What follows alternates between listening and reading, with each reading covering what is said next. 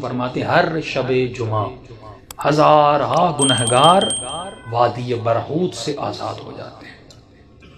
معصوم فرماتے ہیں مومن جب شب جمعہ آئے تو زیادہ سے زیادہ اپنے مرحومین کو یاد کیا کرو۔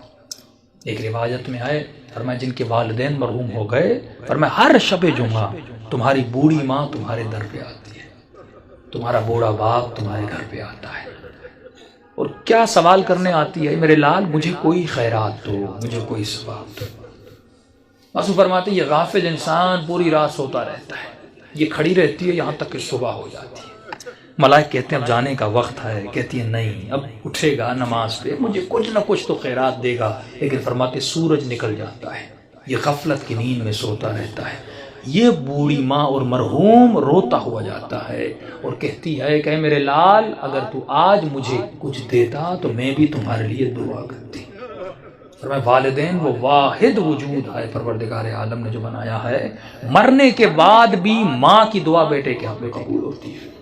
یہاں تک فرمایا اگر پریشان ہو مصیبتوں میں ہو ماں کی قبر پہ چلے جاؤ، باپ کی قبر پہ چلے جاؤ، وہاں اس کے لیے کچھ مانگو اور دعا کرو، خدا اس کے صدقے میں، کیونکہ مرنے کے بعد بھی ماں بیٹے کی تکلیف کو دیکھنا پسند نہیں کرتی۔ تو تصور کرو اس دنیا میں جس کو اللہ نے ماں بنایا وہ ہماری تکلیفوں کو برداشت نہیں کرتی، اور مولا علی فرماتے ہیں کہ میں تمہارے باپ سے بھی زیادہ تم سے محبت کرتا ہوں۔ جناب سیدہ فرماتی ہیں ہم تمہاری ماؤں سے زیادہ تم سے محبت کرتے ہیں۔ امام رضا فرماتا ہے مومن اگر امام سمجھ کے ہم سے باتیں نہیں کر سکتا تو باپ سمجھ کے بات نہیں کر، باپ سمجھ کے نہیں کر سکتا، بھائی سمجھ کے بات نہیں کر، بھائی سمجھ کے بات نہیں کر سکتا، یہاں تک فرمایا دوست سمجھ کے باتیں کر، کبھی ہم سے ناراض نہ ہوا کر۔ ایک مولا کا چاہنے والا گنہگار تھا، ساتویں امام کا زمانہ تھا، گلی پتلی سی تھی اور شراب کی اس میں عادت تھی، ہاتھ میں شراب تھا اور آگے بڑھ رہا تھا، سامنے امام کو آتے ہوئے دیکھا، شرمندہ ہوا کہ مولا کو کیسے میں فیس کروں گا، اس نے فوراً اپنا چہرہ دیوار کی طرف کر دیا تاکہ مولا گزر جائے اور مجھے نہ دیکھیں۔ امام جیسے آئے اس کے قریب آئے، اس کی پیٹھ پہ ہاتھ لگایا، کہا کہ اپنا منہ کیوں پھیرا ہے؟ فوراً اس نے چہرہ امام کا، مولا میں نے دیکھا نہیں، بہانہ بنایا۔ تو امام نے کہا ہاتھ میں کیا ہے؟ جھوٹ بولتا مولا سے، جس نے کہا کیسے بتاؤں ہاتھ میں شراب؟ اس نے جھوٹ بولا کہ مولا میرے ہاتھ میں شراب ہے، میرے ہاتھ میں دودھ ہے۔ تو امام نے کہا اگر دودھ ہے تو تھوڑا ہمیں بھی پلا، ہم بھی پینا چاہتے ہیں۔ اب کہتا ہے میرے ہاتھ کانپ رہے تھے، تھا تو شراب اس برتن میں، کروں تو کیا کروں؟ کہتا جیسے میں نے اس برتن سے اس شراب کو اتارا تو وہ دودھ میں بدل گیا۔